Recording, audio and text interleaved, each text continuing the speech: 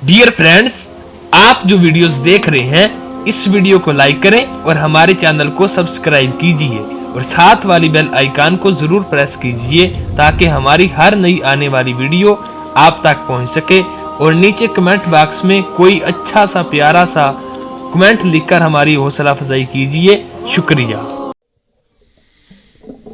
अल्हम्दुलिल्लाहि रब्बिल आलमीन वल आक़िबतु लिल मुत्तक़ीन वस्सलातु वस्सलामु अला अशरफिल अंबिया वल मुरसलीन व अला आलिहि व अस्हाबिहि अजमईन। क़ाल अल्लाहु तआला व तबारका फ़िल क़ुरआनिल मजीद वल फ़ुरक़ानिल हमीद। बिस्मिल्लाहिर रहमानिर रहीम। लक़द मन्नल्लाहु अलल मुअमिनीना इज़ बअसा फ़ीहिम रसूला सदक़ल्लाहु मौलानल अज़ीम व सदक़ा रसूलुहुन नबियुल करीमुर रऊफ़ुर रहीम। अल्लाहुम्मा नव्विर क़ुलूबना बिल क़ुरआन व ज़य्यिन अख़लाक़ना बिल क़ुरआन व अदख़िलनल जन्नत बिल क़ुरआन व नज्जिना मिनन नार बिल क़ुरआन।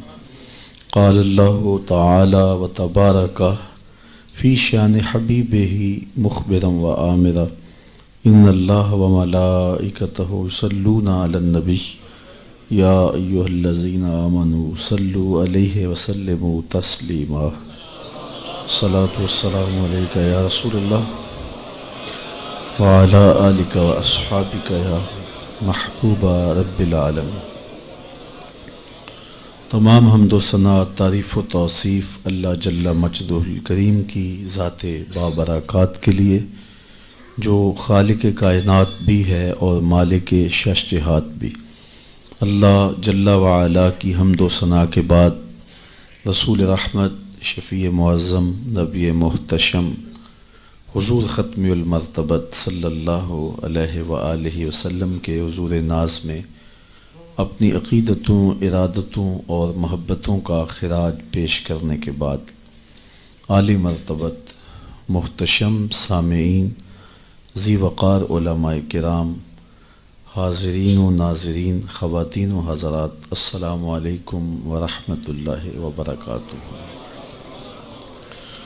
आज की ये मुनअक़िदा तक़रीब हमारे मेज़बानों की जानिब से अपने वालिद गिरामी जनाब मुहतरम अलहाज बशीर अहमद साहिब अंसारी मरहूम व मग़फ़ूर के इसाले सवाब के ख़ातिर मुनाक़िद की गई और इस ख़ूबसूरत मजलिस को हुज़ूर अलैहिस्सलातु वस्सलाम के हुज़ूर नाज़ में नज़राना अक़ीदत पेश करने के लिए महफ़िल मीलाद के ख़ूबसूरत नाम से मुअन्वन किया गया। अल्लाह इसकी बरकतें हमारी रूहों में उतारे और बिलख़ुसूस दुआ है मोहतरम अलहाज मोहम्मद बशीर मरहूम व मग़फ़ूर के लिए कि अल्लाह उनकी कब्र को गहवारा जन्नत बनाए, उनकी कब्र पर रहमत का नुज़ूल फ़रमाए और उनके जानशीनों को, उनकी औलाद को उनकी अच्छाइयों का जानशीन बनाए और ये नेकियां उनकी नस्लों में भी जारी रखे। आप लोग जिस शौक़ व वलवला के साथ, जिस मोहब्बत के साथ तशरीफ़ लाए, इसका बेहतर सिला अल्लाह आपको नसीब फरमाए। बारगाह इज़्ज़ी में मैं दुआगो हूँ कि अल्लाह मेरी ज़ुबान पर ऐसे कलिमात जारी कर दे जो मेरे लिए भी और आपके लिए भी नफ़े का सबब हों, जिससे हमारे एतिक़ादात को नफ़ा पहुँचे, हमारे आमाल को नूर मिले और हमारे बातन को करार और तस्कीन के उजाले नसीब हों। हुज़ूर का ज़िक्र करने और सुनने के लिए हम जमा हुए हैं और यकीनन हमारा इस मकसद के लिए जमा होना अल्लाह और उसके रसूल की बारगाह में उम्मीद है कि कबूल होगा, चूँकि ऐसी मजालस, ऐसी महाफ़िल, ऐसी ख़ूबसूरत मजालस नूर बारगाह इज़्ज़ी में मुस्तजाब होती। میں آپ کو ایک مجلس میں پہلے لیے چلتا ہوں جس کو منعقد ہونے کے لیے مسجد نبوی کا صحن میسر آیا، اور آج تو ہم جھولی پھیلا کے عرض کرتے ہیں، سنا ہے آپ ہر عاشق کے گھر تشریف لاتے ہیں، ہمارے گھر میں بھی ہو جائے چراغاں یا رسول اللہ۔ لیکن یہ وہ مجلس تھی کہ جس میں ایسا چراغاں ہوا کہ دنیا نے دیکھا۔ مجلس صحابہ بپا تھی، حضور حجرہ انور میں موجود تھے۔ صحابہ گفتگو اس عنوان سے کر رہے تھے کہ ہمیں حضور کی صورت میں انعام خداوندی ملا۔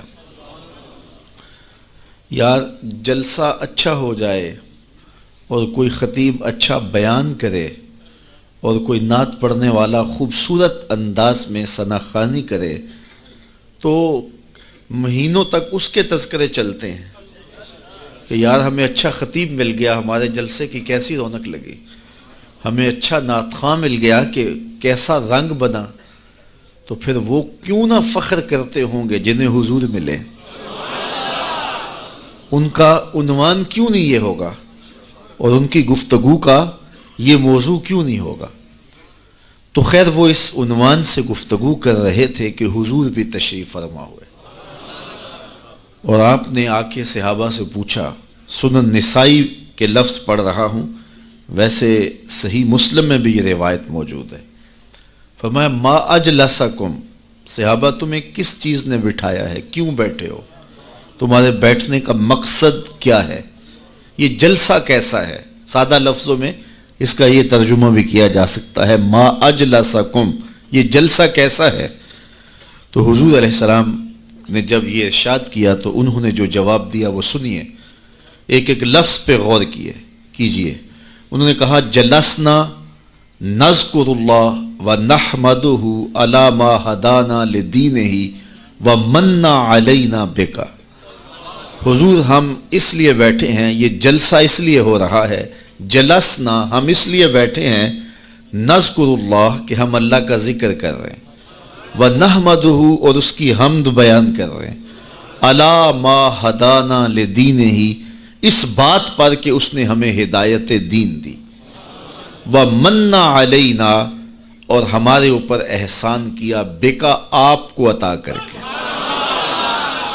آپ مل گئے اس لیے ہم اس نعمت پر اور آپ کی وجہ سے دین ملا، اس نعمت پر رب کا شکرانہ ادا کرنے کے لیے بیٹھے۔ اگر حضرت حسان بن ثابت رضی اللہ تعالی عنہ کی الگ سے بولی سننا چاہو تو ان کے لفظوں کی ترتیب یہ ہے، منا علینا ربنا اذ بعث فینا محمد صلی اللہ علیہ وسلم، ہمارے رب نے ہمارے اوپر احسان کیا کہ ہمیں محمد عربی عطا کر دیا۔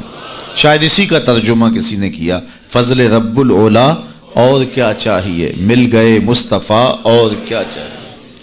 تو کہا ہم اس لیے بیٹھے، ہمارا جلسہ اس لیے ہے، جلسنا نذکر اللہ ونحمدہ علی ما ہدانا لدینہ ومن علینا بک، آپ کی صورت میں ہمارے اوپر جو انعام ہوا اور ہدایت دین ملی، اس پر رب کا شکریہ ادا کرنے کے لیے یہ مجلس بپا کیے ہوئے۔ یہ صحابہ نے جواباً عرض کیا، بات تو سادہ سی تھی، کوئی آپ سے پوچھے کیوں بیٹھے ہو تو آپ کہیں گے محفل میلاد میں بات ختم ہو جائے گی۔ حضور نے صحابہ سے پوچھا قسم دے سکتے ہو اسی لیے بیٹھے ہو؟ تو بظاہر تو محلے قسم لگ نہیں رہا تھا، تو انہیں حیرت تو ہوئی ہوگی، لیکن انہوں نے برجستہ عرض کی حضور ہم حلف اٹھاتے ہیں کہ ہم اسی لیے بیٹھے ہیں۔ حضور نے باقاعدہ ان سے قسم لی اور انہوں نے باقاعدہ قسم دی، انہوں نے کہا جی ہم حلف دیتے، حضور نے فرمایا دو پھر، تو انہوں نے باقاعدہ قسم دی۔ حضور نے قسم جب ان سے لے لی تو ظاہر سب کے چہروں پہ حیرت و استعجاب کی کیفیت تو تھی کہ یہ موقع بظاہر قسم کا تو نہیں ہے۔ پوچھا گیا کیوں بیٹھے ہو؟ ہم کہتے ہیں اللہ کا ذکر کرنے بیٹھے ہیں، اللہ نے آپ عطا کیے، اللہ نے ہدایت دین دی، اس پر اس کا شکرانہ ادا کرنے کے لیے بیٹھے ہیں۔ بات تو ختم ہو جانی چاہیے تھی، لیکن حضور نے قسم مانگ لی، صحابہ نے باقاعدہ قسم دی۔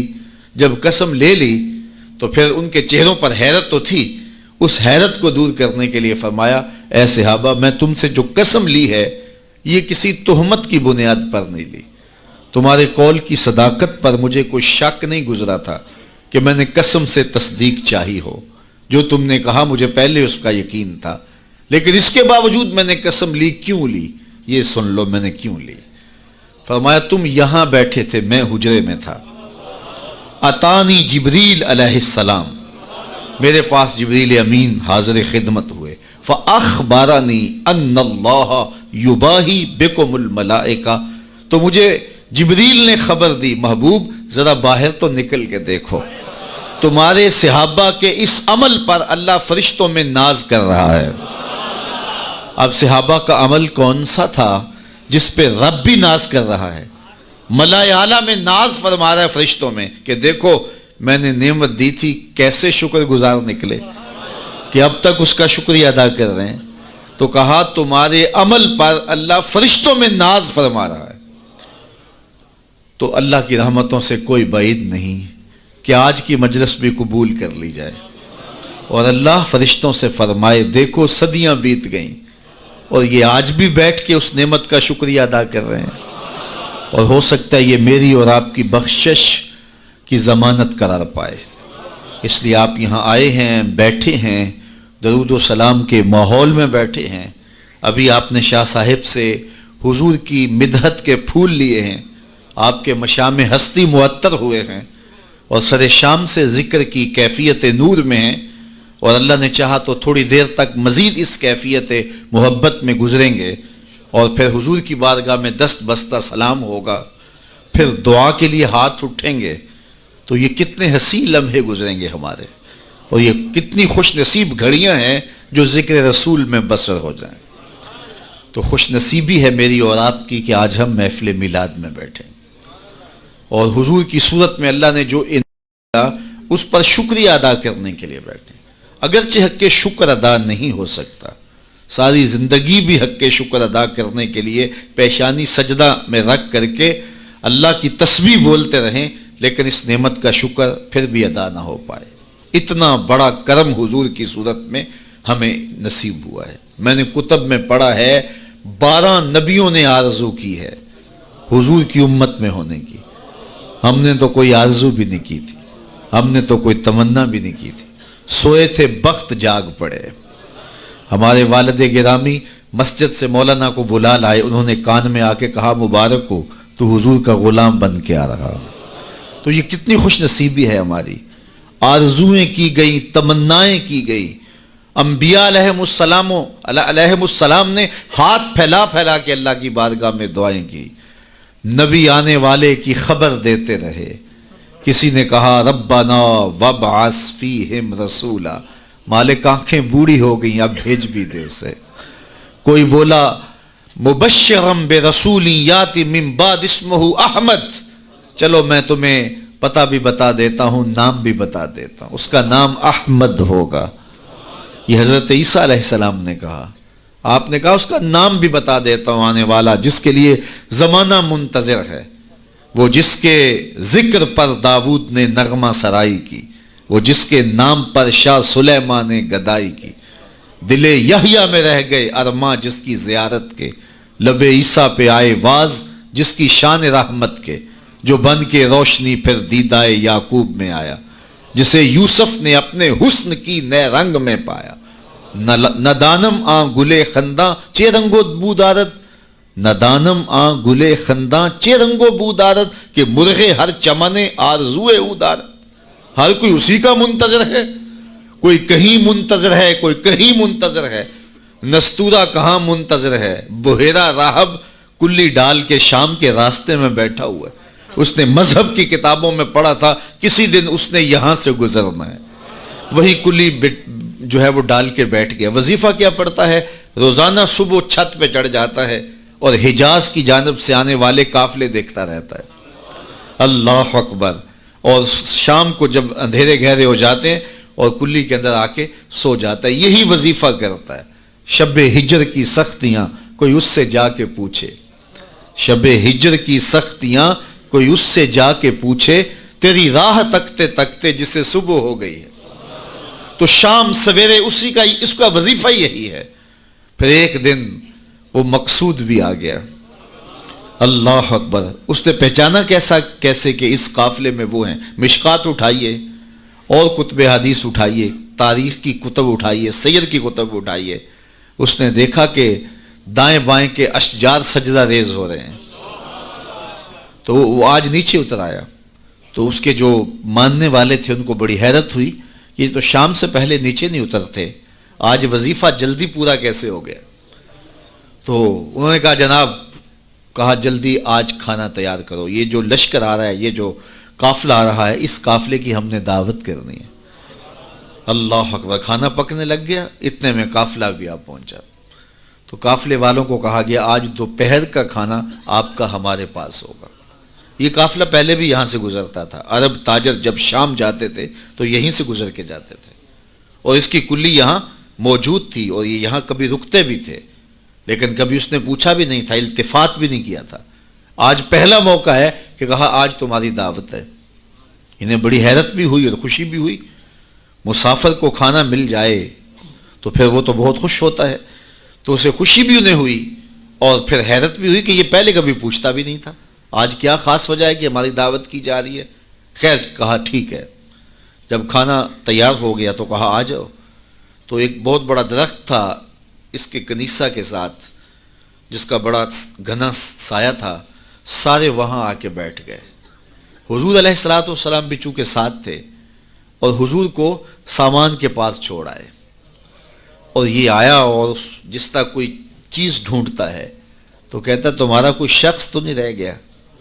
کہا نہیں, سارے آ گئے ہیں. کہا نہیں کوئی. کہا ہاں, ایک نوجوان ہے, 9 عمر ہے, اس کو ہم اپنے سامان کے پاس چھوڑ کے آئے.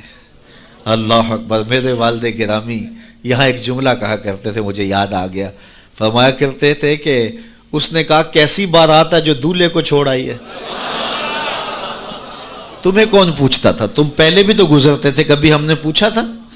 یہ ایسی بارات ہے جو دولہے کو چھوڑ آئی ہے, تمہیں کون پوچھے گا.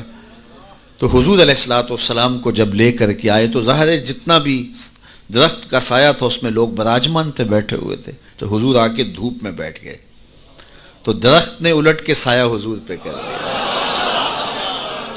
اللہ. بادل بھی سایہ کرتے تھے, درخت بھی سایہ کرتے تھے. تو پھر اس نے حضور کا ہاتھ پکڑ کے کہا ھذا سید العالمین, ھذا سید المرسلین. تو دنیا انتظار کرتی رہی, بحیرہ راہب انتظار کرتا رہا, نستورہ انتظار کرتا رہا, تبہ ہمجری انتظار کرتا رہا, نبی انتظار کرتے رہے. حضرت عیسیٰ اپنی قوم کو بٹھا کے حضور علیہ السلام کی مدح و ستائش سنا رہے ہیں. انجیل برنباس میں آج بھی یہ لفظ موجود ہیں, اگرچہ بہت ساری تحریف راپ آ گئی ان کتابوں میں, لیکن کچھ نشانات تو آج بھی ہیں. تو وہاں لکھا ہے کہ حضرت عیسیٰ نے جب کہا کہ لوگوں میرے بعد اب وہی آئے گا, تو ایک حواری اٹھا, اس نے کہا کہ حضرت جس کے قصیدے آپ بھی پڑھ رہے ہیں کیا وہ آپ سے بھی افضل ہوگا؟ ہر امتی کا خیال تو یہی ہوتا ہے نا کہ میرے نبی سے افضل کون ہو سکتا ہے. مرید بھی یہ سوچتا ہے کہ میرے پیر سے افضل کون. حقیقت ہو یا نہ ہو, لیکن سوچنے کا انداز یہی ہے. ہر شاگرد سوچتا ہے میرے استاد سے بہتر کون ہے, ہر بیٹا سوچتا ہے میرے باپ سے بہتر کون ہے, ہر جو ہے وہ کارکن کہتا ہے میرے لیڈر سے بہتر کون ہے. یہ آج کل جو سیاسی کارکن ہیں اپنے لیڈروں کے بارے میں کتنے پر امید ہیں اور کتنی ان کی محبتیں ہیں. تو ظاہر ہے وہ لیڈر مانتے ہیں تو محبتیں ہیں. اور ہر امتی اپنے نبی کے بارے میں سوچتا ہے کہ میرے نبی سے بہتر کون ہو سکتا ہے. وہ تو بدبخت ہے جو نبی بھی مانے اور عیب بھی نکالے. محبوباں تے نکتہ چینی جڑا کرن تو باز نہیں آਉਂدا, اصل منافق جانی اس نو او جھوٹے پیار جتاوندا. سانو دسیا عشق دے مفتی جڑا مڑ مڑ پیا فرماوندا, آزم جتھے دل لگ جاوے اتھے عیب نظر نہیں آتا. ہو بھی تو نظر نہیں آتا, ہو بھی تو نظر نہیں آتا. اور جہاں ہو ہی نہ, جہاں عیب ہو ہی نہ, وہ کمال حسن حضور ہے کہ گمان نقص جہان ہے. نقص تو بڑی دور کی بات ہے. اعلی حضرت بولے یہاں نقص کا گمان ہی نہیں ہے. خلقت مبرأ من کل عیب. حضرت حسان رضی اللہ تعالیٰ عنہ بولے ہر عیب سے پاک تخلیق کیے گئے ہیں. اللہ اکبر. خلقت مبرأ من کل عیب کأنک قد خلقت کما تشاء. کوئی عیب رکھا ہی نہیں گیا. میں کہتا ہوں محبوب میں عیب ہو بھی تو دکھائی نہیں دیتا، اور جہاں ہو ہی نہ۔ رومی علیہ رحمہ، جن کو اقبال نے بھی اپنا مرشد مانا ہے، تمثیل کے انداز میں بات کرنے کا فن رکھتے ہیں، بات کرتے ہیں ایک سادہ سی مثال سے اور بہت بڑی حقیقت سمجھا دیتے ہیں، اور اللہ نے ان کو یہ ملکہ دیا۔ تو رومی علیہ رحمہ نے اس حقیقت کو ایک بہت بڑی مثال، سادی سی مثال سے سمجھا دیا۔ کہتے ہیں کسی نے، بادشاہ وقت نے لیلا کو دربار میں بلایا، اور چونکہ بڑا شہرہ تھا، یہ جو مجنو جو تھا یہ شہزادہ تھا باقاعدہ، لیکن ہوش و حواس باختہ ہو گئے، بس محبت کا ایسا جنون چڑھا کہ اصلی نام بھی جاتا رہا۔ تیری محفل میں آ کے بدنام ہوئے، نگاہ زمانہ میں بے نام ہوئے، تو نے وعدہ کیا بچھڑیں گے نہ ہم، تیرے ہی ہاتھوں سے نیلام ہوئے۔ تشخص مٹ گیا، پہچان مٹ گیا، نام ہی مٹ گیا۔ کہتے ہیں یہ حضرت امام حسن اور حضرت امیر معاویہ کا جب وہ خلافت کا معاملہ تھا تو کسی نے اس سے پوچھا کہ ہاں بھئی تیری رائے کیا ہے، یہ اس دور میں ہوا ہے نا، تو کہا کہ ہاں تیری رائے کیا ہے؟ اس نے کہا دونوں ہی حقدار نہیں ہیں، میری لیلا حقدار ہے۔ تو کہا انت مجنون، تو کہیں پاگل تو نہیں ہو گیا؟ تو اس سے اس کا نام مجنون پڑ گیا۔ تو مجنون نام پڑ گیا، نام تو کیس تھا اس کا، لیکن نام بھی مٹ گیا، تشخص بھی مٹ گیا، پہچان بھی مٹ گیا، شہزادہ ہو کے گلیوں میں رل گیا، نام بھی باقی نہ رہا۔ اللہ اکبر۔ تو خیر بڑی دہائی تھی، تو خلیفہ وقت نے دربار میں لیلا کو بلا لیا کہ تیرے حسن میں کون سا جادو ہے کہ تو نے ایک شہزادے کو حواس باختہ کر دیا، اس کو اپنی ہوش بھی نہیں رہی ہے، مجھے تو تیرے میں کوئی خوبی نظر نہیں آ رہی۔ گفت لیلا را خلیفہ کاں تو ہی، کس تو مجنو شد پریشان و غوی، از دیگر خوباں تو افزون نیستی، باقی عورتوں سے تو کوئی انوکھی تو ہے نہیں، تیرے سے زیادہ حسین تو میری لونڈیاں ہیں۔ گفت خامش چوں تو مجنو نیستی، لیلا نے کہا بادشاہ چپ کر جا، تو کوئی مجنو تو نہیں، میں تمہیں خوبصورت نظر آؤں، تو کوئی مجنو ہے؟ دیدائے مجنو اگر بودے تو را، از دو عالم بے خطر بودے تو را، تیری آنکھ مجنو والی ہوتی پھر تو مجھے دیکھتا، تو ہوش دارو لیک مجنو بے خودست، در طریق عشق بیداری بدست، تو ہوش والا ہے اور مجنو ہوش کو چھٹی دے کے آیا، اور اس کوچے میں جو ہوش کی پونجی لے کر آئے اسے سودا نہیں ملتا۔ اللہ اکبر، یہاں ہوش گوا کے آنا پڑتا ہے، اس لیے تجھے میں کیسے خوبصورت دکھائی دوں؟ تو رومی سے نتیجہ نکالتے ہیں اگر لیلا کو دیکھنا ہو تو مجنو کی آنکھ چاہیے، اور اگر مصطفیٰ کو دیکھنا ہو تو ابو بکر کی آنکھ چاہیے، پھر جلوے انہی کے نظر آئیں گے۔ اور اقبال نے تو 2 قدم آگے جو ہے وہ بات کر دی۔ اقبال کہتا ہے مانائے حرفم کنی تحقیق اگر، بنگری با دیدائے صدیق اگر، قوت قلب و جگر گردد نبی، از خدا محبوب تر گردد نبی۔ اللہ اکبر، اقبال نے کتنی کمال کی بات کر دی۔ کہا کہ اگر میں تحقیقی بات کروں، معنی حرفم، اللہ اکبر، میں اگر اپنے معنی حرف کی تحقیق اور جستجو کے دائرے میں آ کے بات کروں اور پھر صدیق اکبر کی آنکھ سے دیکھوں تو میں جدھر دیکھوں جلوے محبوب کے دکھائی دیں۔ اور اگلی بات کر دی، اور اس کی مجھے تشریح کرنی پڑے گی اگر جو ہے وہ اس کا میں ترجمہ کروں، از خدا محبوب تر گردد نبی۔ اقبال کہتے ہیں کہ خدا سے بھی نبی محبوب لگنے لگ جاتے ہیں، تو اس کا کیا معنی ہے؟ تو اس پر بہت کچھ کہا جا سکتا ہے، لیکن سادہ اس کا مفہوم یہ ہے کہ خدا کی چوکھٹ تک رسائی نصیب ہوتی ہے تو پھر بھی شکریہ نبی کا ادا کرنا پڑتا کہ آپ نہ ہوتے تو یہ در بھی نہ ملتا، یہ دہلیز ملی تو آپ کی وجہ سے ملی نا۔ اسی لیے سجدہ کر کے، رکوع کر کے، قیام کر کے، سب کچھ کرنے کے بعد پھر ہاتھ باندھ کے کہا السلام علیکہ ایھا النبی، اے محبوب تمہارے اوپر سلام ہو جس نے مالک کی دہلیز دکھائی، جنہوں نے مالک کی چوکھٹ دکھلائی، ورنہ آج بھی اندھیروں میں بھٹک رہے ہوتے اگر آپ تشریف فرما نہ ہوتے۔ نہ خرد کی روشنی تھی، نہ نظر کی، نہ جنوں کی آگ ہی تھی، تیری رہبری سے پہلے یہ جہاں جہاں نہیں۔ تو زندگی کا حسن ملتا کیسے؟ ہمیں خدا تک آشنائی ملی ہے حضور کے صدقے سے۔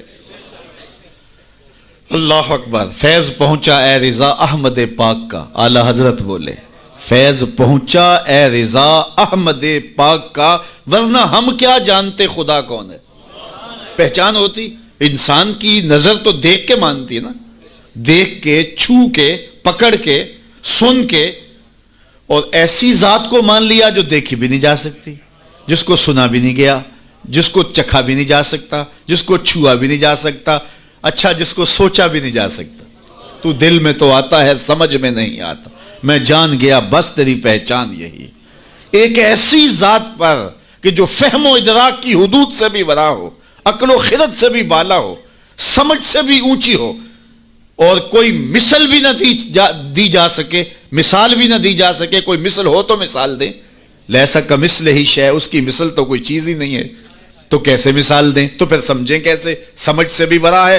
بلکہ علم کلام کے لوگوں نے کہا جو چیز سمجھ میں آ جائے اس کی بھی نفی کر دو، وہ خدا نہیں ہو سکتا۔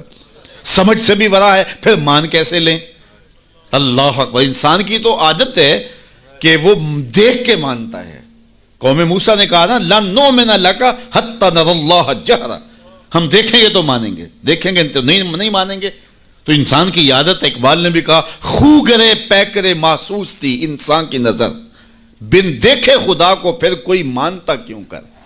انسان کی نظر محسوسات کی عادی ہے، دیکھتا ہے تو پھر مانتا ہے۔ اور میں اور آپ تو 1400 صدیوں کے فاصلے پہ نا، اور کتنے گناہگار بھی ہیں، لیکن رمضان کا مہینہ ہوتا ہے، کڑکتی گرمی ہوتی ہے، شدت کی پیاس، زبان کانٹا، ہونٹ خشک اور حلق بھی خشک، ٹھنڈا پانی دستیاب، دروازہ بند، کوئی دیکھنے والا نہیں ہے، لیکن وضو بھی احتیاط سے کرتے ہیں، کوئی حلق سے نیچے قطرہ ٹپک نہ جائے، کیوں میرا اللہ دیکھ رہا ہے۔ ایسی ذات پر اتنا پختہ یقین، اور اتنی صدیوں کے فاصلے پہ کھڑے ہیں پھر بھی اتنا پختہ یقین۔ یہ پختہ یقین ملا کیسے؟ محمد عربی کی چوکھٹ سے ملا ہے۔ اگر وہ نہ ہوتے تو کیسے اس ذات کو ہم مان لیتے؟ ہم وہاں تک پہنچتے کیسے؟ اللہ کے محبوب علیہ السلام ایک دن مدینے سے گزر رہے تھے، تو ایک شخص جس کا نام تھا سوا، تو وہ گھوڑا لیے جا رہا تھا، حضور کو پسند آ گیا، اس سے کہا کہ یہ بیچتے ہو؟ اس نے کہا بیچتا ہوں۔ کتنے کا؟ اتنے کا۔ کہا کہ رکو میں اس کی قیمت لے کے آیا اور تمہیں دیتا ہوں۔ گھوڑا چونکہ پسند آ گیا تھا حضور کو، تو آقا قیمت لینے گئے تو کسی نے اس کو رکے ہوئے دیکھا تو پوچھا یہاں کیوں کھڑے ہو؟ اس نے کہا مسلمانوں کے نبی سے اس گھوڑے کا سودا ہو گیا ہے تو وہ قیمت لینے گئے۔ اس نے کہا مجھے زیادہ پیسوں سے دے دو، تو اس نے کہا میں تو یار سودا کر چکا ہوں۔ اس نے کہا کہ کوئی گواہ تھا؟ کہا نہیں۔ کہا مکر جانا۔ اس کو پیسوں کی لالچ آ گئی، اس نے کہا ٹھیک ہے۔ حضور اتنے میں قیمت لے کے پہنچ گئے، تو اس نے کہا میں نے تو آپ سے سودا کوئی نہیں کیا۔ حضور نے کہا ابھی تو سودا ہوا ہے۔ وہ کہنے لگا میں نے سودا کوئی نہیں کیا۔ لوگ بھی اکٹھے ہونے لگے، ہجوم بن گیا۔ اب حضور کہے میں نے گھوڑا خریدا ہے، وہ کہے میں نے بیچا نہیں۔ اب جب لوگوں کا ہجوم بنا تو لوگوں کے ہجوم کا بھی ایک پریشر ہوتا ہے، تو اس نے کہا کہ اگر بات لوگوں پہ چلی گئی تو صادق بھی یہ ہیں، امین بھی یہ ہیں، تو لوگ تو انہیں سچا کہیں گے۔ اس نے کہا اچھا مجھے یہ بتائیں کہ جب دو آدمیوں کے مابین یوں نزاع بن جائے تو اس میں تسویہ کی صورت کیا ہوتی ہے آپ کی شریعت میں؟ تو حضور نے فرمایا میری شریعت تو کہتی ہے کہ جو مدعی ہے وہ گواہ لائے، والیمین علی من انکر، جو انکار کرتا ہے وہ قسم دے دے۔ اس نے کہا پھر ٹھیک ہے، آپ کا دعویٰ ہے کہ آپ نے گھوڑا خریدا ہے تو پھر آپ گواہ دیں، اور اگر آپ کے پاس گواہ نہیں ہے تو پھر میں قسم دے دیتا ہوں۔ جھوٹ اس نے پہلے بول لیا تھا، قسم دینا اس کے لیے مشکل نہیں تھا، اور اس کو یہ بھی پتا تھا گواہ کوئی نہیں۔ تو اس نے کہا جناب آپ گواہ لے آئیں، آپ گواہ پیش کر دیں تو میں گھوڑا دے دیتا ہوں جس قیمت پہ آپ بتا رہے ہیں، اور اگر آپ کے پاس گواہ نہیں ہے تو پھر میں قسم دے دیتا ہوں۔ اب بھری بزم تھی، لوگوں کا ہجوم تھا، اور اس نے ایک ایسی بات کی۔ قبل اس سے کہ کچھ دیر گزرتی، حضرت حذیفہ رضی اللہ تعالی عنہ، حذیفہ بن یمان الانصاری رضی اللہ تعالی عنہ آگے بڑھے اور کہا کہ گواہی مانگتا ہے؟ اس نے کہا جی میں گواہی مانگتا ہوں۔ تو کہا میں گواہی دیتا ہوں، جتنے میں حضور نے بتایا اتنے میں سودا ہوا ہے اور حضور نے گھوڑا خریدا ہے۔ اس نے کہا جی ٹھیک ہے مجھے پیسے مل گئے اور ٹھیک ہے میرا مطالبہ پورا ہو گیا، گواہی چاہیے تھی، درکار تھی گواہی مل گئی۔ تو اس نے گھوڑا دے دیا اور قیمت اس نے لے لی۔ قیمت اس نے اپنی مرضی کی گھوڑے کے مطابق ہی لی تھی، وہ تو زیادہ پیسوں کے لالچ میں مکرا تھا۔ تو خیر اس کو راستہ نکلنے کا مل گیا. تو اس نے کہا جی ٹھیک ہے جی. گھوڑا اس نے حضور کو دے دیا اور قیمت اس نے خود لے لی. تو حضور علیہ السلام جب چلنے لگے, لوگ ہٹنے لگے, تو حضور نے حضرت حذیفہ رضی اللہ تعالیٰ عنہ کو اشارے سے قریب کیا اور کہا کہ تم نے گواہی دی, تم تو موقع پہ موجود ہی نہیں تھے, تو تم نے گواہی کیسے دی؟ تو حضرت حذیفہ رضی اللہ تعالیٰ عنہ نے کہا حضور گھوڑا کیا ہے, آپ کے کہنے پہ تو ہم نے رب کی گواہی دے دی. ہم نے رب کو دیکھا تھا, آپ نے کہا نہ ہے تو ہم نے مان لیا, تو یہ گھوڑا کیا ہوتا ہے؟ تو حضور نے آپ حضرت حذیفہ کا ہاتھ پکڑ کے فضا میں بلند کیا اور لوگوں کو کہا جانے والوں رک جاؤ. لوگ ٹھہر گئے. کہا کسی عدالت کو کچہری میں گواہ کی ضرورت ہو تو میری شریعت 2 گواہ مانگتی ہے, لیکن جہاں میرا خزیمہ ہوگا, ہاں حذیفہ نہیں, خزیمہ بن ثابت انصاری رضی اللہ, جہاں میرا خزیمہ ہوگا وہاں ایک کی گواہی 2 کے قائم مقام ہوگا. فیض پہنچا اے رضا احمد پاک کا, ورنہ ہم کیا جانتے خدا کون ہے. میں اگر خدا سے ملنا چاہوں تو مجھے بتاؤ نہ کہ میں کدھر جاؤں, شرق کو جاؤں, غرب کو جاؤں, شمال کو جاؤں, جنوب کو جاؤں, نیچے سوراخ کروں, اوپر سیڑھی لگاؤں, کدھر جاؤں. میں آپ سے ملنا چاہتا ہوں تو میں شرق کی جانب سفر کروں گا, آپ مجھ سے ملنا چاہتے ہیں تو غرب کی جانب دوڑیں گے. لیکن میں خدا سے ملنا چاہتا ہوں, وہ تو جہتوں سے پاک ہے, وہ تو سمتوں سے پاک ہے, تو اس کو ملنا چاہوں تو بتاؤ کدھر جاؤں. اللہ اکبر. آئیے ذرا قرآن کا اسلوب دیکھیے. وَإِذَا سَأَلَكَ عِبَادِي أَنِّي فَإِنِّي قَرِيبٌ. حبیب میرے بندے تیرے پاس آ کے میرا پوچھتے ہیں, بندے میرے ہیں, مجھے ڈھونڈتے ڈھونڈتے تیرے پاس آ گئے اور تیرے پاس آ کے پھر میرا پوچھنے لگے. فَإِنِّي قَرِيبٌ. ان آنے والوں کو بتلا دیجئے کہ میں دور نہیں ہوں, نیڑے ہی ہوں. فا تاقیبیہ کے بعد علماء تفسیر نے لکھا کہ کل مقدر ہے, یہاں کل ماننا پڑے گا. فَإِنِّي قَرِيبٌ اے فَقُلْ إِنِّي قَرِيبٌ. ان کو کہہ دیجئے کہ وہ دور نہیں, آگے ہو تو مل جائے گا. یہ ہے ترجمہ کل کے مقدر ماننے سے. لیکن صوفیہ فرماتے ہیں کل کو مقدر ماننے کی ضرورت ہی کیا ہے, بات ہی سیدھی ہے. حبیب میرے بندے مجھے ڈھونڈتے ڈھونڈتے تیرے تک آ گئے, تو محبوب جب تیرے تک آ گئے میں پھر بھی دور ہوں. میرے بندے جب مجھے ڈھونڈتے ڈھونڈتے تیرے تک جو آ گئے تو محبوب تیرے تک آگے ہیں تو میرے تک آگے. یہ تیرے پاس آ کے پھر میرا پوچھ رہے ہیں. خضر بتلائے تو کیوں کر بتلائے, اگر ماہی پوچھے کہ دریا کہاں ہے. اگر مچھلی چھلانگ لگا کے غوطے کھا کے پھر پوچھے کہ دریا کدھر ہے تو خضر کیا بتائیں گے اسے. محبوب تیری گلی میں آ کے میرا پوچھتے ہیں, جو تیرے پاس آ گئے وہ میرے پاس آ گئے, چونکہ تیرے تک پہنچنا ہی تو میرے تک پہنچنا ہے. اور میرے امام پھر بولے بخدا خدا کا یہی ہے در, نہیں اور کوئی مفر مکر, جو وہاں ہو یہیں آ کے ہو, جو یہاں نہیں وہ وہاں نہیں. وہی لا مکان کے مکی ہوئے, سر عرش تخت نشیں ہوئے. یہ نبی ہیں جس کے ہیں وہ مکان, وہ خدا ہے جس کا مکان نہیں.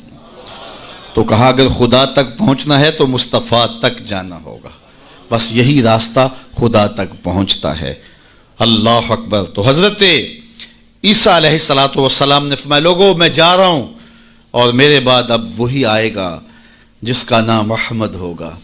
تو ایک حواری اٹھ کے کھڑا ہو گیا اور کہنے لگا کہ حضرت جس کے قصیدے آپ بھی پڑھ رہے ہیں کیا وہ آپ سے بھی افضل ہوگا. تو سنو حضرت عیسیٰ نے کیا جواب دیا, آپ کے سینے میں ٹھنڈ پڑ جائے گی. ویسے تھوڑی سی تقریر میں اور کروں گا لیکن میں یہیں بھی چھوڑ دوں تو آپ ناراض نہیں ہوں گے, اس لیے کہ بات اتنی ہے کہ پورا سال آپ پر نشہ طاری رہے گا. اللہ اکبر.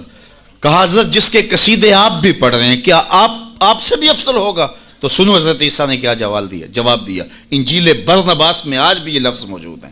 تو حضرت عیسیٰ علیہ السلام نے کہا افضل ہونے کی بات کرتے ہو, وہ تو اتنی عظمتوں کا حامل ہے, اگر اس کے نالین کے تسمے کھولنے کی سعادت ابن مریم کو مل جائے تو یہ بھی مقدر کی بات ہے,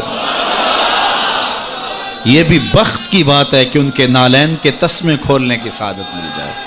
تو دنیا منتظر رہی, زمانہ انتظار کرتا رہا. تو لوگ کہاں کہاں منتظر رہے, ہم نے کوئی انتظار نہیں کیا. آنکھ کھلی تھی تو مسجد کے سپیکروں سے آواز آ رہی تھی مصطفیٰ جان رحمت پہ لاکھوں سلام. ہم اذان جب ہم نے آنکھ کھولی تو صدائیں مل رہی تھی کہ نبی جی اللہ اللہ اللہ ہو. تو ہم کتنے خوش نصیب ہیں، کتنے بخت والے ہیں کہ ہمیں آغوش مادر میں حضور کا نام مل گیا، کوئی انتظار ہی نہیں کرا۔ اقبال کتنے فخر سے کہا کرتے تھے، نام تو از پدر آموختم، حضور آپ کا نام میں نے اپنے باپ سے سنا تھا، آپ کا نام میں نے اپنے باپ سے سنا تھا، آپ کے درود کی لوری اپنی ماں سے سنی تھی، اپنی بہن سے حضور کا پیار سنا۔ تو یہ ہمیں میسر آیا، خوش نصیب ہیں ہم لوگ کہ ہمیں یہ دور ملا۔ ہاں ایک ہمیں افسوس ہوتا ہے کہ کبھی حضور کے دور میں ہوتے، وہ لمحے میسر آتے، لیکن میرے آقا جانتے تھے میرے امتی بعد میں تڑپیں گے۔ حضور نے جو ہے وہ ہمیں آنے والوں کو تسلی دیتے ہوئے اتنی خوبصورت بات کی۔ ایک دن صحابہ بیٹھے تھے، فرمایا طوبی لمن رآنی وآمن بی وطوبی سبع مرات من لم یرانی وآمن بی۔ فرمایا صحابہ تمہیں مبارک ہو، تم نے مجھے دیکھا اور میرے اوپر ایمان لائے، اور فرمایا انہیں 7 مبارکیں ہوں جنہوں نے نہیں دیکھا ہوگا پھر بھی ایمان لائیں گے۔ نفس ایمان کی حضور نے 7 مبارکیں دی ہیں، طوبی لمن رآنی وآمن بی وطوبی سبع مرات من لم یرانی وآمن بی۔ تو کہا انہیں 7 مبارکیں ہوں جنہوں نے دیکھا بھی نہیں پھر بھی نام پہ تڑپ رہے ہوں گے۔ اللہ اکبر، نام سن کے جان وارنے کے لیے تیار ہوں گے۔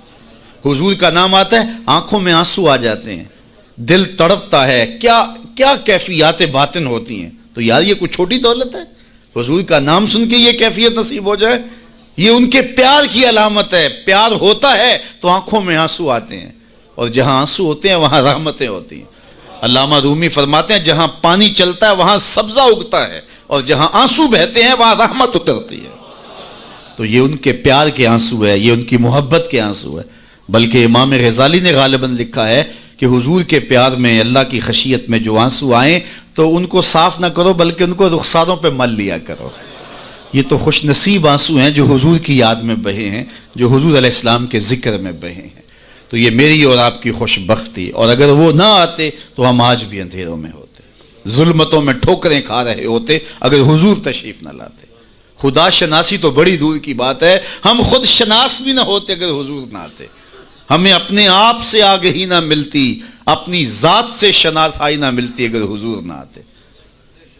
ورنہ دیکھیے کہ آج کتنے لوگ ہیں عقل و بینش، فہم و ادراک میں کتنے آگے ہیں، لیکن کیا انہیں حضور کا در نہیں ملا تو کیا وہ آج آشنائی رب سے اور آشنائی ذات سے مالا مال ہیں؟ کتنے لوگ ہیں پی ایچ ڈی ڈاکٹر ہیں لیکن بتوں کے آگے ہاتھ جوڑے اپنی حاجتیں ان کے سامنے پیش کر رہے ہیں۔ ان کی عقل و فہم، ان کی عقل و بینش، ان کی ڈگریاں انہیں نہیں بتا رہی کہ اپنے بدن پہ بیٹھی مکھی بھی نہ اڑا سکیں، میری ضروریات کے کفیل کیسے ہو سکتے ہیں، لیکن آگے کھڑے ہوئے ہیں۔ اللہ اکبر۔ لیکن دوسری جانب میں ایک مثال دیا کرتا ہوں، میں ایک بچپن میں ایک چیز دیکھی کہ ہماری مسجد میں ایک بچہ اپنے پینچے کو مل مل کے دھو رہا تھا، تو میں نے دور سے جھڑکنے کے لہجے میں اسے کہا کہ تم نے اتنا زیادہ پانی کھولا ہوا ہے، تو وہ کہنے لگا جی میں گلی سے گزر رہا تھا تو کسی جانور کے پیشاب کا چینٹا پڑ گیا اور میں سکول جا رہا ہوں، اور وہ کوئی درس نظامی کا فارغ التحصیل نہیں تھا کہ اس نے نجاست غلیظہ و خفیفہ کے احکام پڑھے ہوں۔ تو اس سے میں سوچنے لگا کہ اس ڈاکٹر کو تو سمجھ نہیں آئی جو گائے کا پیشاب تبرک سمجھ کے پی رہا ہے، اور اس 8 سال کے پرائمری کلاس کے بچے کو سمجھ آ گئی، اور یہ پانچے کے اوپر پڑے ہوئے پیشاب کے غیر مری چھینٹے کو بھی گوارا نہیں کر رہا۔ تو میں نے کہا اس کی طبیعت میں یہ تقدس کہاں سے آ گیا؟ تو اندر سے آواز آئی وہ ہے ڈاکٹر لیکن اس کے ہاتھ میں دامن میرے حضور کا نہیں، اور یہ ہے بچہ لیکن ماں نے گٹی میں پیار حضور کا دیا ہے، اس لیے تقدس اس کی روح تک اتر گیا ہے، اس کے باطن میں اتر گیا ہے۔ تو یہ ان کے صدقے سے ہمیں زندگی کا نور نصیب ہوا ہے، ورنہ آج بھی ہم اندھیرے اور ظلمت میں ہوتے، اور آج بھی ہم کسی بت کے آگے ہاتھ جوڑے کھڑے ہوتے اگر ان کا در نہ ملتا، ان کی چوکھٹ نہ ملتی، اور ان کی دہلیز میسر نہ آتی۔ نہ خرد کی روشنی تھی، نہ جنوں کی آگہی تھی، تیری رہبری سے پہلے یہ جہاں جہاں نہیں تھا۔ اور آج زندگی کا سارا نور اور باطن کے سارے اجالے اور شعور و عقل اور فہم و ادراک کی ساری دولتیں جو ہمیں میسر ہیں، یہ حضور علیہ السلام کی ولادت کے صدقے سے ہمیں میسر آئی ہیں، ورنہ وحشیوں سے بدتر معاشرہ تھا اور بدترین معاشرہ تھا جس میں زندگی انسانیت کاٹ رہی تھی۔ بلکہ میں کہوں گا کہ صرف حضور علیہ السلام کی آمد کے فوائد مرتب صرف مسلمانوں پہ نہیں ہوئے مومنوں پر احسان تو ہے ہی ہے کہ ان کی دنیا بھی اور آخرت بھی سنور گئی، باقی بھی پوری کائنات کے اوپر بسنے والے انسانوں کو جہاں کہیں بھی آپ کو شعور اور روشنی اور اجالا نظر آئے گا، وہ سارا صدقہ ہے آمنہ کے جگمگاتے چاند کا۔ جہاں بھی روشنی نظر آئے گی آپ کو، جہاں بھی کسی نے کچھ سیکھا ہے۔ آج ہم اگرچہ کچھ معاملات میں کچھ قوموں سے پیچھے رہ گئے اور وہ بہت آگے جا چکے ہیں، لیکن انہوں نے یہ نور اٹھایا کہاں سے ہے، یہ روشنی لی کہاں سے ہے؟ اگر معاشرتوں کی روشنیاں ہیں، اگر عدل و انصاف کے نور پھیلے ہیں معاشرے میں اور مختلف قوموں کے اندر، تو وہ سارے کے سارے اسی دہلیز سے لیے گئے ہیں اور اسی چوکھٹ سے اٹھائے گئے ہیں۔ تو ہمیں بھی اسی دہلیز پہ آ جانا چاہیے اور اپنی زندگی کو حضور علیہ الصلوۃ والسلام کے طریقہ نور کے مطابق ڈھال لینا چاہیے۔ ہمیں تو کسی اور در پہ جانے کی ضرورت نہیں ہے، ہمیں تو کسی دہلیز پہ ماتھا ٹیکنے کی ضرورت نہیں ہے، ہمیں تو مکمل اسوہ اور مکمل نمونہ زندگی دیا گیا حضور کی ذات کی صورت کے اندر۔ اس لیے ہم اپنی گھریلو زندگی سے لے کر کے اپنے سیاسی امور تک اسی دہلیز سے لے کر کے اپنی زندگی کو جنت بنا سکتے ہیں اور اپنی آخرت بھی بہتر کر سکتے ہیں۔ دوسرے لوگوں نے حضور علیہ الصلوۃ والسلام کے اصول و ضوابط، حضور کے دیے ہوئے جو ہے وہ نظام زندگی سے روشنی لے کر کے اپنی دنیاوی زندگی کو تو جنت بنا لیا، لیکن حضور علیہ السلام سے باطنی تعلق قائم نہ کر سکے اور اپنی آخرت جو ہے وہ روشن نہ کر سکے۔ اور ہمارا تو حضور سے باطن کا ربط ہے، حضور سے دل کا تعلق ہے، اس لیے ہم اپنی آخرت بھی سنوار سکتے ہیں اور ہم اپنی دنیا بھی سنوار سکتے ہیں، شرط یہ ہے کہ ہم حضور کے ہو جائیں۔ پھر ہمیں عزت بھی ملے گی، ہمیں سرخروئی بھی ملے گی، تخت و تاج بھی ہمارے رب کا وعدہ ہے، وَأَنْتُمُ الْأَعْلَوْنَ إِن كُنتُم مُؤْمِنِينَ۔ تم مومن بن کے دکھاؤ، ساری عزتیں تمہارے قدموں پہ رکھیں گے۔ بن کے تو دکھاؤ نا۔ یہ کافر لگتے کیا ہیں؟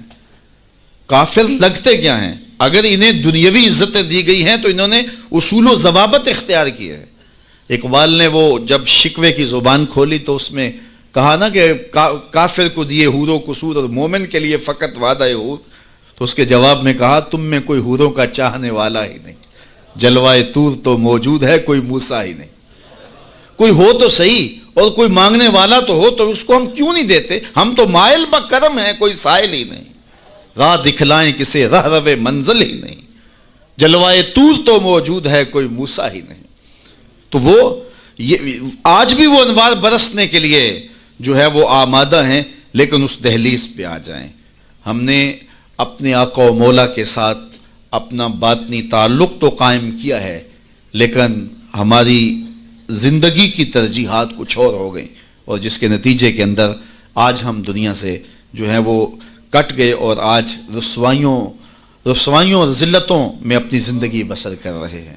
اقبال علیہ رحمہ نے جب شکوے کا لہجہ اختیار کیا تو فتویٰ بھی متوجہ ہوا اور بہت سخت لہجہ تھا، لیکن جواب آتے ہی سارا نشہ اتر جاتا ہے۔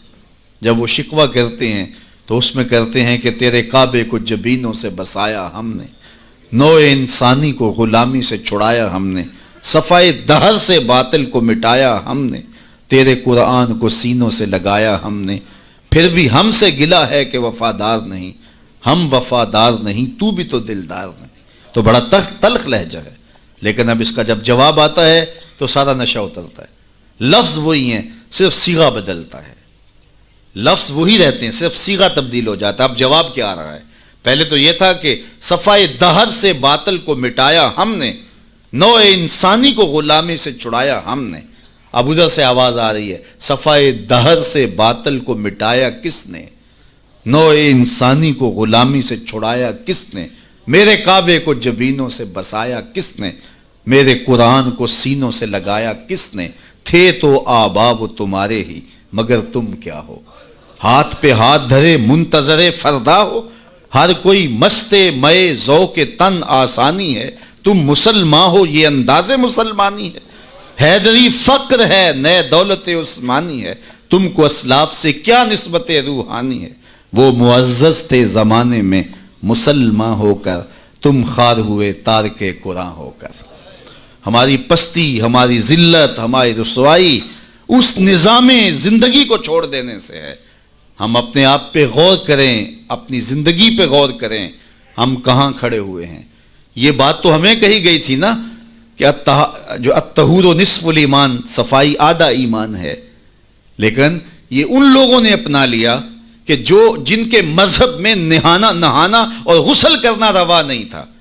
آپ جو ہے وہ فرانس کی خوشبوئیں پوری دنیا کے اوپر مشہور جانتے ہیں، کبھی اس کا پس منظر بھی جو ہے وہ معلوم کیا کہ کیا ہے؟ چونکہ یہ غسل نہیں کرتے تھے اور بدن سے اتنی بدبوئیں اٹھتی تھی کہ ان پر جو ہے خوشبو اس پر غالب کرنے کے لیے طرح طرح کی خوشبوئیں یہاں آئیں، تاکہ جو ہے وہ بدبو سے لوگ ناک پہ جو لوگ ملنے آتے وہ ناک پہ ہاتھ رکھ لیتے. ان کے بادشاہوں کے جسموں سے بدبوئیں آیا کرتی تھی، ان کے ہاں نہانا نہیں تھا. یہ تو مسلمانوں نے آ کے سکھایا. اور جب اندلس انہوں نے فتح کیا تو اس وقت جو وہاں واش روم انہوں نے بنائے تھے مسلمان، سب سے پہلے انہوں نے غالب آ کے ان کو توڑا اور پھر اسی روش میں چلے گئے. پھر آہستہ آہستہ انہوں نے سوچا کہ یار دیکھو تو صحیح. اور آج صفائی پسند وہ ہو گئے، آج گلیاں ان کی صاف ہیں، آج بازار ان کے صاف ہیں، آج ملک انہوں نے ایسے بنا کے رکھے ہیں جیسے ایک سگڑ بی بی اپنا گھر سنوار کے رکھتی ہے، اور ہمارے گلی کے اندر ہم کچرا پھینک کے گھر چلے جاتے ہیں. میں بعض قد گزرتا ہوں، چونکہ تنگ گلیوں میں بھی جاتا ہوں، بازاروں میں بھی جاتا ہوں، پیدل بھی جاتا ہوں اور سواریوں پہ بھی جاتا ہوں. آپ بھی یہ منظر دیکھتے ہیں کہ 6 فٹ کی گلی ہوتی ہے تو دونوں جانب نالیاں ہو رہی ہوتی ہیں، تو درمیان میں صرف 3 فٹ جگہ ہوتی ہے. میاں ایک سائڈ نالی بنا لو، چلو گلی کشادہ ہو جائے. لیکن ادھر والے نہیں مانتے کہ ہماری جانب نالی ہو، وہ کہتے ہیں ادھر نہیں مانتے، چلو فیصلہ کیا کہ دونوں جانب نالیاں ہوں. جب قوم کا مزاج یہ ہوگا تو کیا قوم ترقی کرے گی جو اتنی قربانی بھی نہیں دے سکتی؟ تو اب گندگی کے ڈھیر جگہ جگہ پڑے ہوئے ہیں. حکومت کو چھوڑیں آپ، حکومت کی ترجیحات، حکومت کی دلچسپیاں، ان کے معاملے، وہ تو جو کرتے ہیں. جو فریضہ ہمارا تھا ہم نے وہ نبھایا، ہم نے اس فریضے کو پورا کیا. تو ہم اپنے رویوں پہ غور کریں. ہمارے آقا نے ہمیں کتنا ستھرا دین دیا تھا، کتنا پیارا دین دیا تھا. میں نے اس مرتبہ میلاد کے موقع پہ کہا کہ دیکھو ہماری ترجیحات، کہ ہم نے پورا، میں گلی سے گزرا تو وہ گلی کے اوپر پورا وہ گوٹا کناری کی ہوئی تھی اور ڈنڈیاں بھی اور چراغاں بھی کیا تھا اور بہت زیادہ پیسے لگے ہوئے ہوں گے. تو نیچے جو ہے وہ گلی تو وہ کچی تھی. تو میں نے کہا اگر یہ اوپر نہ ہوتا، نیچے کنکریٹ کی گلی ان پیسوں سے بن جاتی تو یہ رسول اللہ زیادہ خوش نہ ہوتے اور حضور کی امت کو زیادہ نفع نہ ہوتا اور یہ میلاد کے نام پہ ہو جاتا. لیکن نیچے کچی گلی ہے اور وہ کہتے ہیں یہ حکومت کی ذمہ داری ہے. اور ہم نے اوپر گلی کے اوپر گوٹا کناری بھی کی ہوئی ہے اور اسے چراغاں بھی کیا ہوا ہے اور اس کے اوپر فانوس بھی لٹکائے ہوئے ہیں اور لاکھوں روپے اس گلی کو سجاتے ہوئے ہم نے لگا دیا. لیکن اگر ہم پکی کر لیتے گلی تو وہ زیادہ اچھا نہ تھا کہ وہ ہمیشہ کے لیے جو ہے وہ ایک مسئلہ ختم ہو جاتا. لیکن وہ نہیں کریں گے، یہ کریں گے ہم نے اپنی ترجیحات اپنی مرضی سے مقرر کی ہوئی ہیں. تو میرے رسول صلی اللہ علیہ وسلم نے جو ہمیں دین دیا ہے اس دین کو اختیار. اس کا یہ مطلب نہ لیا جائے کہ میں میلاد کے چراغاں کا مخالف ہوں. آج کل تو یہ بھی بڑا ڈر لگا رہتا ہے کہ فتوے ایک دم جو ہے وہ متوجہ ہو جاتے ہیں اور کافر سے نیچے تو چھوڑتے ہی نہیں نا. لیکن یہ دکھڑے ہیں ہمارے. میں کہتا ہوں گلیاں سجاتے ہو دل ویران نہ رہے. میں کہتا ہوں چراغاں کرتے ہو مکانوں کی چھتوں پہ کرو، میں اس کا انکار نہیں کرتا، لیکن دل کی گلیوں میں اندھیرا نہ رہے. اور تم جھنڈیاں لگاتے ہو حضور کے نام کی، ایک ایک پرت پہ، دل کے ایک ایک پرت پہ نام محمد کی جھنڈی بھی لگاؤ. اور میں نے الحمدللہ جگہ جگہ میلاد کے موسم میں اس مرتبہ توجہ دلائی کہ آپ اس طرح کریں کہ اپنے محلے کے اندر فہرست بنائیں، اپنی گلی کے اندر فہرست بنائیں. اللہ تعالیٰ نے یہ نظام رکھا ہوا ہے. غربت کے زمانے کے اندر بھی ایسا ہوتا ہے کہ ایک گلی کے اندر 20 یا 25 گھر ہیں تو 1-2 گھر والوں کو اللہ تعالیٰ نے مال و دولت سے فرازہ جو ہے وہ مالا مال کیا ہوتا ہے. باقی جو ہے وہ پوری گلی کے لوگ غریب ہو سکتے ہیں، لیکن کوئی ایک آدھ آدمی اللہ تعالیٰ وہاں بھی رکھا ہوتا ہے. ایک پورا گاؤں ہے، دیہات ہے اور بڑا غریب دیہات ہے، لیکن وہاں بھی کوئی 5, 10, 15 ذمہ دار ہوتے ہیں یا کچھ لوگ مالی طور پہ مستحکم ہوتے ہیں. یہ اللہ تعالیٰ نے نظام رکھا ہے.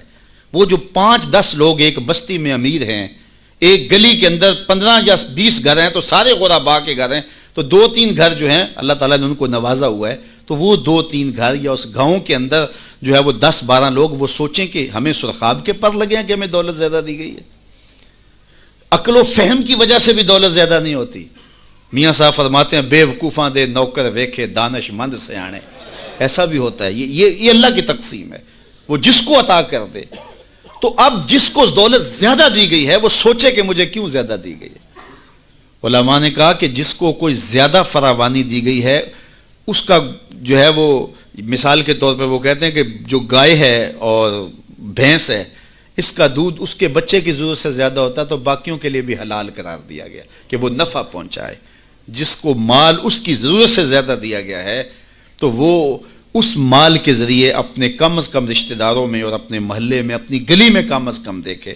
اور میلاد کے موسم کے اندر وہ غور کرے کہ میری گلی میں 15 گھر ہیں, اس میں کوئی غریب ہے تو آج میلاد کے دن ایسا نہ ہو کہ آج بھی وہ غربت میں دن گزارے. اگر اس کو آپ ایک مہینے کا راشن دے دیتے ہیں اور ساتھ لکھ کے چٹ اس کے اندر ڈال دیتے ہیں میلاد مبارک, اور درود پڑھتا رہے گا اور حضور علیہ الصلوۃ والسلام کا صدقہ کھاتا رہے گا تو کتنا اچھا ہو. تو یہ وہ چیزیں ہیں جس کی طرف ہمیں توجہ کرنی چاہیے, اور میں سمجھتا ہوں کہ حضور علیہ السلام کی محبت سے معاشرے کے دکھ جو ہیں وہ سمیٹے جا سکتے ہیں. آقا کریم علیہ الصلوۃ والسلام نے محبت سے ہی معاشرت کو جو ہے وہ اپنے قریب کیا اور لوگ ایمان کی دولت سے مالا مال ہو گئے. وہ ایک بچہ آیا نا اپنی ماں کے لیے لباس لینے کے لیے, اور پہلے وہ گیا اپنے چچا کے پاس, اس کی ماں بیوہ تھی اور اس کا لباس پھٹ گیا تھا, اور وہ اپنے چچا کے پاس گیا تو اس نے دتکار دیا. اللہ اکبر. فذالک الذی یدعو الیتیم, یدعو الیتیم یہ قرآن نے بتایا ہے کہ یہ وہ بد نصیب لوگ ہیں جو یتیموں کو دھکے دیا کرتے ہیں. تو وہ ماں نے اس کو روکا تھا, بیٹا نہ جانا, تاریخ خیرب پڑھیں, ماں نے کہا تھا بیٹا نہ جانا, لیکن اس نے کہا کہ تیرے بدن کے اوپر جو لباس ہے وہ بھی پھٹ گیا ہے اور جگہ جگہ سے جسم جھلک رہا ہے, تو میں اپنے چچا سے آپ کے لیے لباس لے کے آتا ہوں. پھر جو رویہ اس نے اختیار کیا تو واپس روتا ہوا آ رہا تھا, تو کسی نے راستے نے پوچھا کہ کیا ماجرا ہوا. اس نے کہا چچا کے پاس گیا تھا ماں کے لیے لباس لینے, اس نے تو لا کے بھیج دیا. اللہ اکبر. تو اس نے کہا کہ جا سین حرم میں محمد نام کا ایک شخص بیٹھا ہوا ہے, اگر تو اپنا دکھڑا اس کے سامنے پیش کرے تو وہ امید ہے تمہیں رد نہیں کریں گے, لیکن سن لے ان کا دین کوئی اور ہے. اللہ اکبر. اپنے ماں کے پاس آیا تو ماں کو کہا کہ چچا نے تو لا کے بھیج دیا, لیکن آپ کی حالت مجھ سے دیکھی نہیں جا رہی. بچہ ابھی شعور کی منزلوں میں قدم رکھ رہا تھا, پہلے بہت چھوٹا تھا, اب اس کے اندر ایک جذبات تھے بچے کے اندر. تو ماں نے کہا کہ بیٹا نہیں, ان کے پاس نہیں جانا, سنا ہے کہ وہ جو ان سے ملے دین دھرم چھین لیتے ہیں اس کا. اللہ اکبر. تو حضور علیہ الصلوۃ والسلام کے پاس جانے سے ماں روکنے لگی, لیکن بچے نے کہا کہ امی میں پکا رہوں گا, بتوں کا وفادار رہوں گا, تم اس ٹینشن کو, اس پریشانی کو چھوڑ دو. اور حضور کی خدمت میں حاضر ہوا. حضور صحن حرم میں چادر اوڑے بیٹھے ہوئے تھے, اور جا کے کہنے لگا میں پہلے بات آپ سے کر لیتا ہوں, آپ کا دین میں نے قبول نہیں کرنا. حضور مسکرا کے بولے بیٹا بتاؤ کس لیے آئے ہو. کہا میری ماں بے لباس ہے, میں آپ سے لباس لینے آیا. حضور نے چادر رحمت اتار کے اس کے کندھوں پہ ڈال دی. اللہ اکبر. وہ واپس آ گیا اور ماں پر حضور کی چادر اڑائی. اللہ اکبر. اور ماں نے کہا کہ بیٹے اس نے اپنا دین تو نہیں تجھے دیا. کہا نہ, میں نے پہلے کہہ دیا تھا تیرے دین نہیں مانوں گا. ماں کہنے لگی پتر اس کا دین ماننا چاہیے, یہ جس نے رحمت کی چادر ہمارے سر پہ تان دی.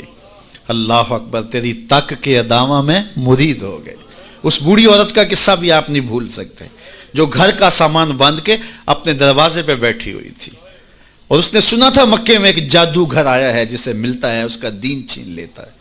اس نے سوچا ساری زندگی لات منات حبل عزا ان کے ساتھ وفا کی ہے, یعوق اور نصر کے قصیدے پڑھے ہیں, تو اب آخری زندگی میں کیا میں ود اور سوا کو چھوڑ دوں گی, میں یعوس اور نصر کو چھوڑ دوں گی, میں لات اور منات کو چھوڑ دوں گی. کہا کہ کہیں ایسا نہ ہو کہ کہیں اس سے ملاقات ہو جائے اور وہ دین ہی میرا چھین لے, مجھے شہر چھوڑ دینا چاہیے. گھر کے تھڑے کے اوپر سامان باندھ کے بیٹھی ہے.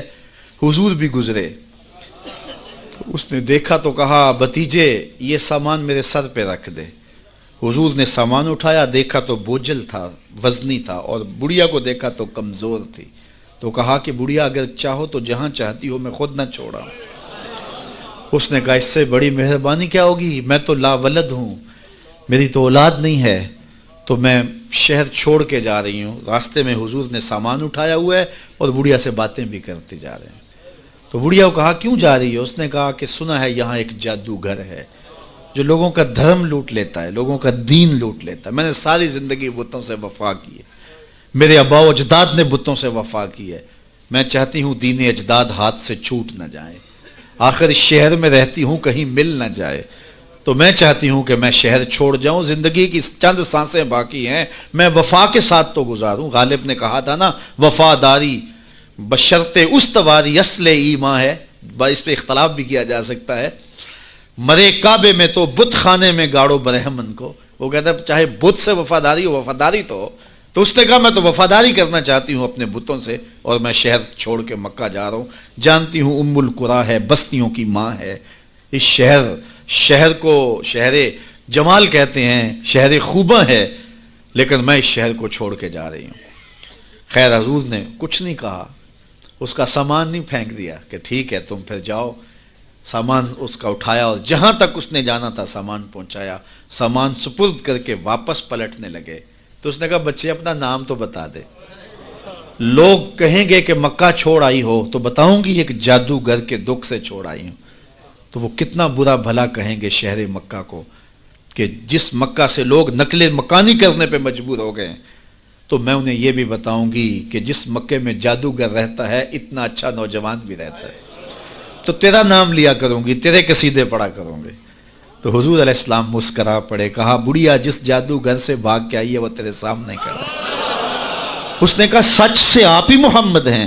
حضور نے فرمایا نام میرا یہی ہے۔ تو اس نے کہا پھر آپ کا جادو میرے پہ چل گیا ہے۔ اللہ اکبر، تیری تک کے ادامہ میں مرید ہو گئی۔ لوگوں کی خدمت کریں، بوڑھوں کے کام آئیں، دکھیوں کے کام آئیں، مصیبت زدہ کے کام آئیں۔